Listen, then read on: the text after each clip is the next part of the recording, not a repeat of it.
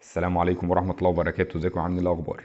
الفيديو ده هيبقى صغير شوية، هحاول ان انا اخليه صغير شوية عشان اجاوب على سؤال اتسأل لي على اليوتيوب في الكومنتس. كان بيسألني على النتورك اللي اسمها WCA وجي سي ترانس، وفي GLA وفي كذا نتورك موجودة على مستوى العالم بيشتغل عليها. ايه هي النتورك دي؟ النتورك دي عبارة عن منصة بتوفر لك وكلاء شحن على مستوى العالم.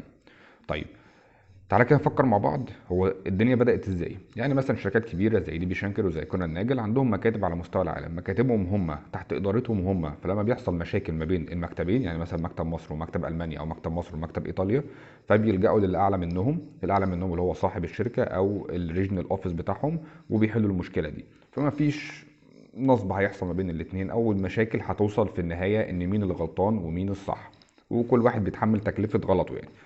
فده من ناحيه الشركات الكبيره. اما الشركات الصغيره اللوكل، يعني تعتبر بتحتاج وكلاء في اماكن تانية كتير، ودول حجمهم مش صغير في مصر او على مستوى العالم، فبتحتاج وكلاء في دول تانية، تبقى صعب عليها ان هي توفر فند او توفر فلوس ان هي تفتح على مستوى العالم. فبتشترك في حاجه اسمها نتورك او فريت فوردرز نتورك. دي بتوفر لك ايه؟ دي بتوفر لك وكلاء على مستوى العالم. يعني ممكن تلاقي مكاتب 20 مكتب في ايطاليا و10 في المانيا و1000 في الصين و50 معرفش فين، وفي كل حته موجوده على مستوى العالم. طب ايه الميزه عن كده، او ايه الميزه اللي وفرتها النتورك دي؟ انت رقم واحد، لما كنت بتيجي تشتغل في الاول، لما كنت بتفتح فريد فوردر في مصر بتدور على وكلاء، فبتدور على وكلاء تبعت لهم، ما تعرفش الشخص ده فعلا متسجل، اوراقه سليمه، بيدفع فلوس في ميعادها، الكلمه اللي هيقولها او على طريق الايميل هتبقى دوكيومنتد، فهتبقى خلاص موثوق فيها.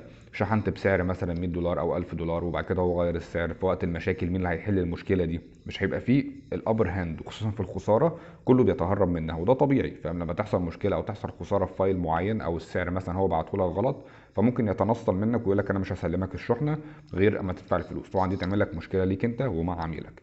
فالفكره جت ان شركه زي مثلا WCA او جي سي ترانس فكروا ان احنا نعمل نتورك بفيز معينه كل سنه. النتورك دي المفروض ان بتحفظ لك حقك، وبتوفر لك وكلاء على مستوى العالم. بتوفر لك يعني ايه وكلاء على مستوى العالم؟ ان انت مثلا لما تيجي تقدم عليها بيقول لك انا عايز منك سجل تجاري، بطاقه مصدرين، مين صاحب الشركه، بيانات معينه عشان تتاكد من قوه الناس دي. فبعد ما كده بتشترك وبتشتغل معاهم، بتلاقي فريد فورورد او بتلاقي وكيل هنا ووكيل هنا، لو حصل مشكله بتلجا لهم، هم بيحلوا لك المشكله دي. بلس كمان هم بيوفروا حاجه اسمها كريدت فاسيلتي، ان انت لو ما عندكش فرصه او انت هتوفر كريدت لحد لعميل مثلا او لايجنت منهم، هيدفع بعد اسبوع، بعد شهر، بعد شهرين، فبيأمن لك ان انت لو الفلوس دي هترجع لك خلال الشهر ده، ولو حصل مشكله انت بتلجأ له. وفي نفس الوقت لو الشخص ده او الشركه دي ما دفعتلكش الفلوس لاكتر من شهر وبدات ما بتردش عليك، انت ممكن تلجأ لهم، وهو بيدوه زي فاينانشال بروتكشن. بس كده. فهو ده ملخص النتورك اللي هي WCA او جي سي ترانس. بس اشوفكم تاني، سلام عليكم.